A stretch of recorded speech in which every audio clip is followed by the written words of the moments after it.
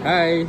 Sorry, your jersey lawa lah. So, Thank you. your team support France and Brazil. So maybe boleh share sikit you punya favourite player? Mbappe. Yes. And then you? Saya Neymar. Neymar eh? Yes. Kenapa you guys pilih ni Mbappe and Neymar? Saya Mbappe memang power. Yang power? And then the goals je kan every game. Yes. Saya tahu. Top scorer. Yes. And then you? Neymar? Neymar pun sama. Lepas tu dia punya goal ceremony. Tapi Neymar injured kan? Ui, power lah you guys. So prediction untuk World Cup ni siapa champion? France. France eh? You? Brazil. Oh, of course. Okay, ni lah soalan paling trivia lah. France menang Piala Dunia berapa kali? 3. Okay, you? Rasa tak pernah. Brazil tak pernah? Tak pernah?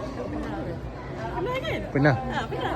Sekali ya? So actually, dia jawapan dia ada dekat jersey you. Nampak tak bintang tu?